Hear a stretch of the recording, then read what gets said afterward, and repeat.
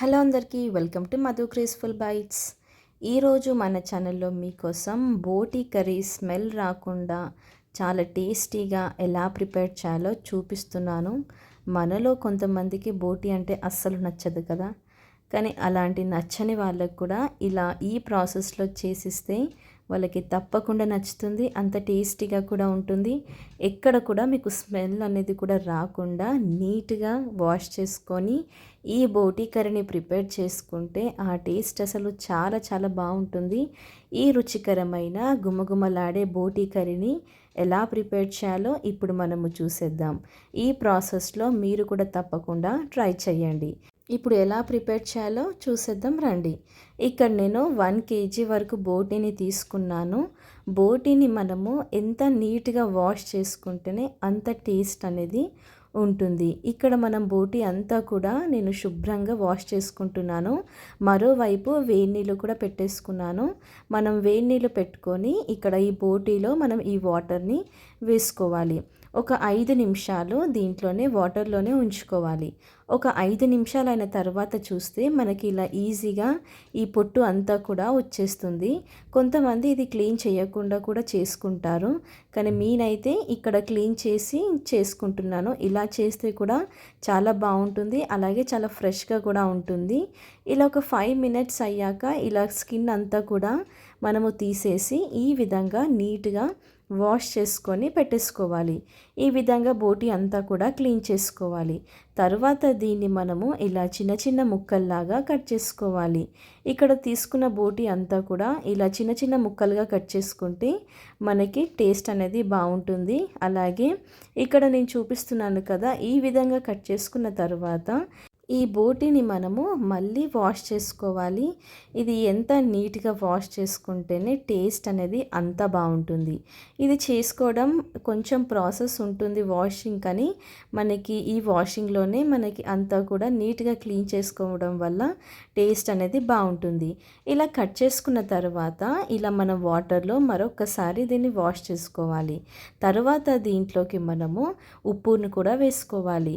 ఉప్పు వేసుకొని మరొకసారి మనము మరి 3-4 టైమ్స్ వరకు ఇదే ప్రాసెస్ని రిపీట్ చేస్తూ దీన్ని మనము నీట్గా కడుక్కోవాలి. ఇలా క్లీన్ చేసుకున్న తర్వాత ఒక 4 టైమ్స్ వరకు ఈ విధంగా మనం వాటర్ వేస్తూ నీట్గా క్లీన్ చేసుకోవాలి.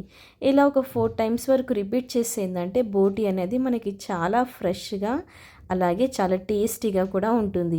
మీకు చూస్తుంటేనే అర్థమవుతుంది కదా ఎంత నీట్గా క్లీన్ అయిపోయిందో. ఇప్పుడు మనం దీన్ని పక్కకు పెట్టేసుకొని మనం కర్రీ ప్రాసెస్ స్టార్ట్ చేద్దాం. ముందుగా మనము కుక్కర్ పెట్టేసుకొని దీంట్లోకి 2 టేబుల్ స్పూన్ల వరకు ఆయిల్ని వేసుకోవాలి. ఆయిల్ వేడయ్యాక దీంట్లో మనకి ఉల్లిపాయల్ని వేసేసుకోవాలి. ఉల్లిపాయలు వేసుకొని మంచిగా వీటిని ఫ్రై చేసుకోవాలి.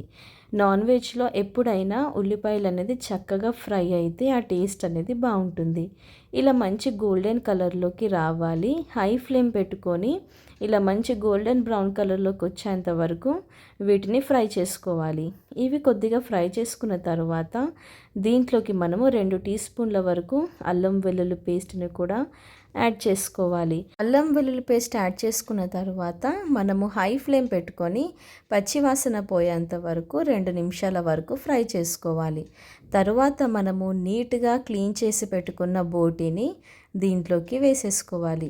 ఈ విధంగా బోటీని వేసుకొని హై ఫ్లేమ్లోనే మనం దీన్ని ఒక 2 నిమిషాల వరకు చక్కగా దీన్ని మిక్స్ చేసుకోవాలి. ఈ విధంగా బాగా మిక్స్ చేసుకున్న తర్వాత ఇప్పుడు ఈ బోటీలోకి మనము స్పైసెస్ని యాడ్ చేసుకోవాలి.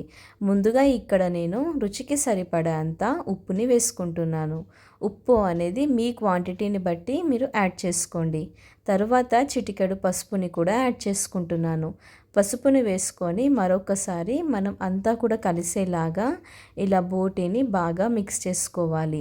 ఇదంతా కూడా మనం హై ఫ్లేమ్ పెట్టుకొని మాత్రమే చేసుకోవాలి. తర్వాత దీంట్లోకి మనకి ఘాటుకి సరిపడంత కారంని యాడ్ చేసుకోవాలి. నాన్ వెజ్లో కొంచెం కారం అనేది ఎక్కువగానే పడుతుంది, అప్పుడే మనకి టేస్ట్ అనేది బాగుంటుంది. ఇలా మీ ఘాటుకి సరిపడంత కారంని యాడ్ చేసుకోండి. కారం వేసుకున్న తర్వాత ఒకసారి మనము బాగా మిక్స్ చేసుకోవాలి. ఇక్కడ మనకి బోటీలో నుంచి వాటర్ అనేది ఆల్రెడీ వస్తుంది కాబట్టి మనకి బోటీలో వాటర్ అనేది ఎక్కువగా పట్టదండి. ఎందుకంటే ఆల్రెడీ దాంట్లో నుంచి వాటర్ వస్తుంది కాబట్టి మన వాటర్ క్వాంటిటీ అనేది తక్కువగా వేసుకోవాలి. ఇలా మనకి బాయిల్ అవుతున్న టైంలో దీంట్లోకి మనము టమాటోస్ని కూడా వేసుకోవాలి. 2 చిన్న టమాటాలని ఇలా కట్ చేసుకొని వేసేసుకోవాలి. ఇక్కడ చూస్తున్నారు కదా మనకి ఎంత చక్కగా వాటర్ అనేది రిలీజ్ అవుతుందో బోటీలో నుంచి. ఇప్పుడు దీంట్లోకి మనము 1/2 గ్లాస్ వరకు వాటర్ని వేసుకోవాలి. ఈ వాటర్ క్వాంటిటీ అనేది చక్కగా సరిపోతుంది. కొంచెం బోటీ ఉడకాలంటే కూడా వాటర్ అనేది ఉండాలి కాబట్టి ఆల్రెడీ దీంట్లో నుంచి వాటర్ వస్తుంది కాబట్టి 1/2 గ్లాస్ వరకు వాటర్ సరిపోతుంది. ఇప్పుడు మనము కుక్కర్ లిడ్ పెట్టేసుకొని దీన్ని మనము ఒక 5 to 6 విజిల్స్ వచ్చేంత వరకు మీడియం ఫ్లేమ్లో దీన్ని ఉడికించుకోవాలి. ఒక 5 to 6 విజిల్స్ అయ్యాక దీనికి మనము ఓపెన్ చేసుకొని చూస్తున్నారు కదా ఆయిల్ అంతా కూడా మనకి చక్కగా పైకి ఫ్లోట్ అవుతుంది. అలాగే బోటీ కూడా చక్కగా ఉడికిపోయింది. మనకి చూస్తుంటే కూడా తెలుస్తుంది కదా. ఇలా మనం ఒకసారి మిక్స్ చేసుకున్న తర్వాత మనము స్టవ్ ఆఫ్ చేసే ముందు ఈ గరం మసాలాని యాడ్ చేసుకోవాలి. గరం మసాలా 2 టీ స్పూన్ల వరకు వేసుకోవాలి. గరం మసాలా వేసుకున్న తర్వాత ఇలా మనం బాగా మిక్స్ చేసుకొని కంప్లీట్ లో ఫ్లేమ్లో పెట్టేసుకోవాలి. కంప్లీట్ లో ఫ్లేమ్లో పెట్టేసుకున్న తర్వాత లాస్ట్లో మనం కొద్దిగా కొత్తిమీరని కూడా వేసుకోవాలి. ఇలా మనం కొత్తిమీర వేసుకొని మరొకసారి బాగా మిక్స్ చేసుకొని స్టవ్ ఆఫ్ చేసేసుకొని వేడివేడిగా సర్వ్ చేసుకుంటే ఎంతో టేస్టీ అయిన గుమగుమలాడే బోటీ కర్రీ రెడీ అయిపోయింది. ఇక్కడ నేను చూపించింది చాలా సింపుల్ ప్రాసెస్ అండి. ఎటువంటి ఎక్కువ మసాలాతోటి కాకుండా మైల్డ్గా ఇష్టంగా తినేలాగా చూపిస్తున్నాను. ఈ ప్రాసెస్లో మీరు చేస్తే మీ అందరికీ తప్పకుండా నచ్చుతుంది. అండ్ ఇది మనకి రోటీస్లోకి, చపాతీస్లోకి, అలాగే పుల్కాలోకి, రైస్లోకి, దేంట్లోకి తిన్నా చాలా బాగుంటుంది. ఇది నేను వేడివేడిగా అవ్వగానే చపాతీతో అయితే సర్వ్ చేసుకున్నాను. మీరు కూడా ఈ వీడియో చూసి తప్పకుండా ట్రై చేయండి. Like, share, subscribe.